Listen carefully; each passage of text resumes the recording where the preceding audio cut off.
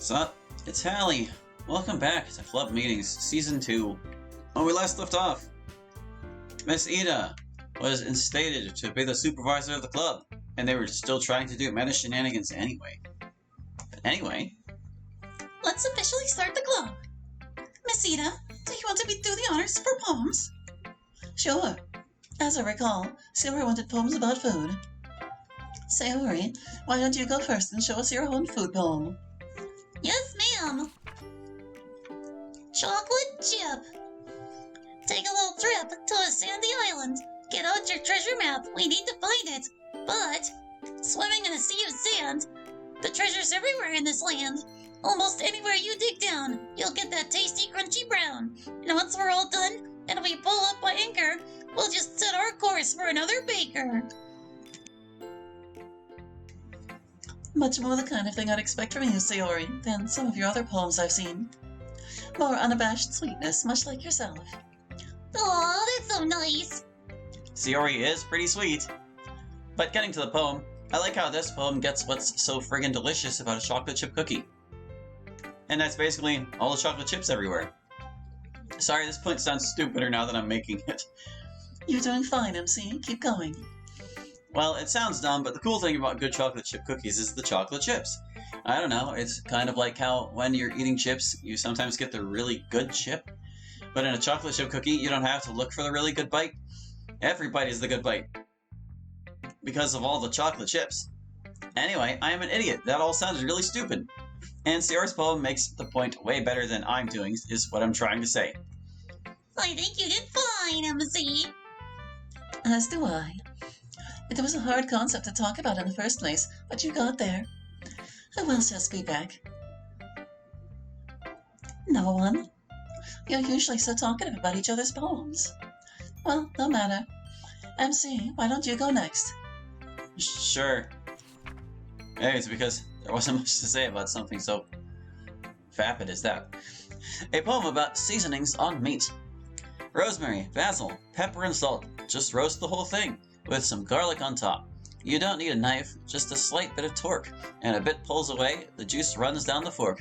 And there on the skin, seasoning baked in, crisp without, soft within, just a piece of chicken.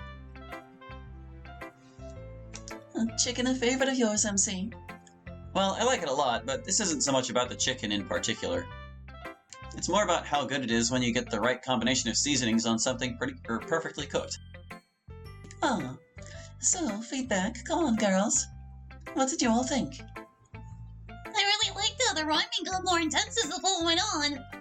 It made it really impressive. By the time you get to the end, the rhyming is just hitting super hard. It makes it sound really cool. I agree. The line, just a piece of chicken, might sound a little corny otherwise. But because it fits the rhyme scheme, it just lends it a certain charm instead. Also, it made me really miss eating meat. And now I'm kind of hungry. So the poem really worked in one way, MC. Thanks. Come on, you two, don't be shy. Surely you must have some thoughts on MC's poem. Well, I thought it was alright. The topic was kind of a difficult one. I'm definitely not super happy with how my own poem turned out. The poem definitely got across an image and a feeling, so it did well there. But it was, I don't know, really prose-ish, I guess. Like, it felt more like writing than a poem, sometimes, if that makes sense. Sorry, I don't want to rag on the poem. Natsuki, rag on my poem all you want. I'll never get better otherwise. It's just weird. Usually we have nothing but lavish praise for each other's poems. Feels weird to provide different feedback. But anyway, I liked your rhyming scheme too. Thought that was cool. I think it just needed to be a little more poetic, I guess. Like, more fancy and abstract. Even if Natsuki is saying your poem needs to be more layered and subtle, it is probably so. And I agree, MC. The idea and the image are very good and worthwhile. But I would maybe state things more intuitively, or from a perspective we wouldn't usually consider. Otherwise, your meritorious idea just because a statement, rather than a poem? Was it supposed to be just becomes a statement? Alright, I get the picture. Glad at least something about it was good, though. Monica, why don't you get ready to go next? MC, I thought the poem was very good, but I agree with the feedback. Thanks. Alright, here's mine. Masago. Almost like a fluid, the way it pools and flows and swishes in your mouth, the way it drenches what you pour it on, but it still has that crunch. The wonderful slight saltiness that turns anything you eat into a wonderful delicious mess, like popping delicious packing bubbles in your mouth. Yes, that's exactly how to do it. That's the kind of thing we mean, MC. Do you see how she made it unusual and used analogies to other phenomena you might intuitively understand to make a point? The bit about it being like water, you see? And the packing plastic bubbles? Both things that draw you in using your existing understanding. Yeah, I get it, but But what? I don't know. It's strangely unappetizing, I guess. I'm not the biggest fan of Masago to start with. I don't even know what Masago is. But I don't know. Something about this poem just makes me find it even more unappetizing. Today is critical feedback day, it would seem. But you're right, I definitely didn't put any effort into making it seem especially appetizing, particularly to someone who's not already a fan. It's just about the experience. Yeah, Like, swishing fish eggs through your mouth like it's water is not sexy. Or really that appetizing. I guess you kind of have to be a Masago person to get it. I get it, Monica. I knew you would. It's good to see that you two are getting along well again. Yeah, sorry about making it look weird for a while. And I like the poem. Masago is so good. And Monica is so right about it. That slight salty crunch. Now I want some. Well, before Sarah gets too hungry for Masago, let's move on. Natsuki, how about you? Sure thing, Teach. The Backstabbers. They say that apples are the fruit of temptation, but they never met pineapples. Stuff them in your mouth more and more. They're just too good. Sour and sweet and tacky. I feel like I could never eat anything else. But these little bastards are betrayers. They beat your mouth and tongue into a bloody pulp. They're pills of regret. Sweet, delicious pain. And for days afterward, you will suffer for your love, your passionate snacking, fraught with horrible consequences. Like your mouth's been stabbed with pine needles. Wait, I just realized something. Hey, this is really good, Natsuki. I don't know what you were talking about, saying you weren't happy with this. It's charming, but very true. Pineapple can be dangerously addicting and then painful. I know, right? I agree. I really like Natsuki's poem this week. She even used the word fraught. You're developing your vocabulary so much, Natsuki. Bite it, Yuri. But I really did like it. It was charming, as Monica says. It really was. I like the little small joke at the end. And that she makes you think about it a little instead of just giving it to you. It makes it a really Natsuki kind of poem. So, a Natsuki kind of poem is one that makes you think or work for its meaning. Well, if anything, those are actually Yuri poem hallmarks. The thing that Sayori's talking about is that it has that twist at the end. And it makes you stop and consider everything you just heard. This one is just kind of an actual joke Natsuki's making. But a lot of the time, she makes a serious point with these little stinger lines. Ah, I see. I also liked that line. I thought it was very, enthralling. She learns quickly. Well, Yuri, that leaves you. Yes, here's mine. A seed. Rice. Rice is a seed. Rice is a seed of a simple species of grass. Rice is a seed for countless culinary arts. Rice is a seed onto which you can put fish sauce, other seeds, tea, eggs, vegetables. Rice is a seed out of which human cells feed and grow. Rice is a seed which grew out of Chinese soil and swept east and west to grow in the whole world. Rice is a seed which farmers grew and sold. Merchants bought and moved. Governments seized and distributed. Rice is a seed out of which grows civilization. Ah, stylized repetition, one of my favorite devices. You really put it to good use here. Another kind of direct poem for you, Yuri. You're not going soft on us, are you? No. It's just a hard topic to be abstract about, like MC said. Yeah, it really was. But Yuri's poem still just does it better than mine, I think. It just sounds so serious and grand. It puts the food in this really epic perspective, kind of like her tea poem. Her tea poem. Yeah, she wrote a really good poem about just like a cup of tea. We'll have to have you check it out sometime. Well, I think I might have heard it at the festival, but I'd love to read it. Looking forward to it. That is, if Yuri's okay with it, of course. I probably will be. I just get a little nervous about sharing, especially older poems. You wrote it earlier this year. Don't stress about it, Yuri. Anyway, that's all the poems. Why don't you all do whatever free time activities you'd like to do for the rest of the club? Thank goodness. Gonna go read alone for a while today, guys. Yuri goes to read her book, Natsuki her manga, Sierra and MC start making silly drawings of each other. That's not literature. Monica, do you mind if I speak to you in private for a moment? Sure. Monica, I'm just going to come out and say it. I know that the club is a really big secret that it's hiding. I don't know what it is exactly, but I know that you guys have been doing club activities outside of school to keep whatever it is a secret. And I know that it was something really traumatic for at least some of the club members. You can understand my concern. You need to talk to me about this. I don't know what to say. Well, you can start by telling me whether anyone is being hurt by what's going on outside my supervision, and why I should trust you to give me a straight answer on it when at least some of you have been misleading me. No one is being hurt in my club. If anything, people are here so they can recover from being hurt.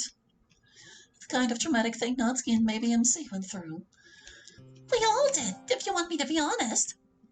I figured as much, but why lie about it? Why hide it?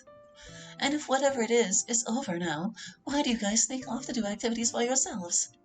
To talk about whatever it was in private. Something like that. But then still, why keep it secret? Because it's personal, Miss Nita. Bugger off. Monica, I promise you I just want to help. I'm just worried about all of you.